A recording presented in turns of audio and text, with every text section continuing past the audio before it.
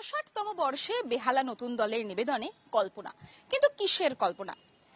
দুই দেশের মেলবন্ধন, দুই দেশের সাংস্কৃতিক মেলবন্ধন, ভারত এবং আয়ারল্যান্ড।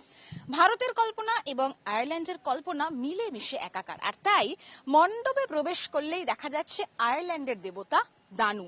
শুধু তাই নয়, এই দানুকে পেরিয়ে যখন মূল মণ্ডপে প্রবেশ করা হবে তখন থাকছে আরো নানা চমক। ভারত ও আয়ারল্যান্ডের কূটনৈতিক সম্পর্কের ৭৫ বছর পূর্তি। ভারতীয় সংস্কৃতির সঙ্গে নিজেদের যোগসূত্র আরও দৃঢ় করার পরিকল্পনা।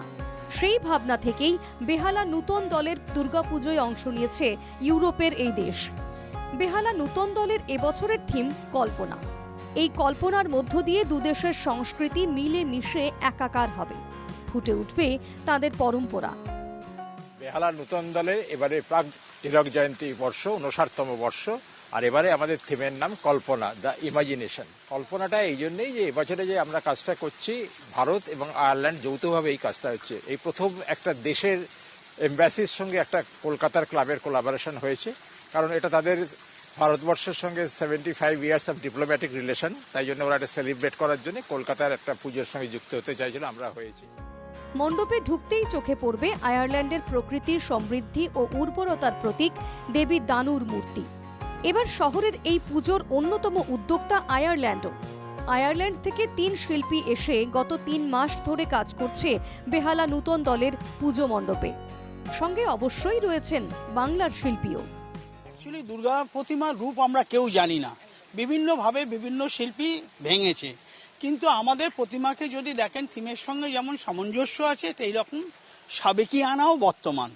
ঢুকলেই দেখবেন মা দুর্গার একটা টানা চোখ আছে।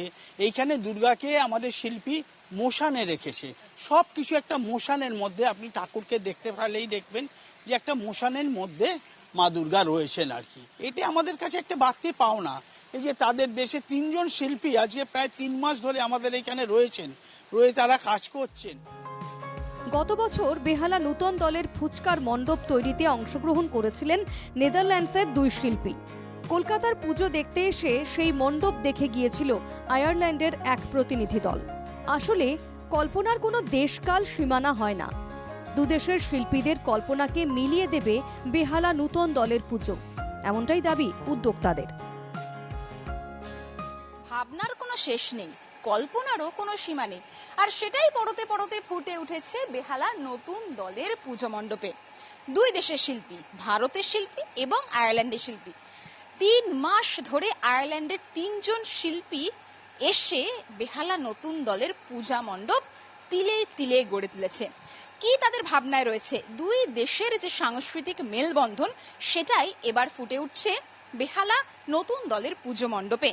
আর একদম থিমের সঙ্গে সামঞ্জস্য রেখেই প্রতিমা, অর্থাৎ প্রতিমার মধ্যেও যেরকম কল্পনা ফুটে উঠবে, ঠিক তেমনি সাবেকিয়ানাও বরাবরের মতো রাখতে চেয়েছেন পুজো উদ্যোক্তারা। ক্যামেরায় সুরজিৎ মণ্ডলের সঙ্গে পৃথা দাশগুপ্ত, NK TV বাংলা, কলকাতা।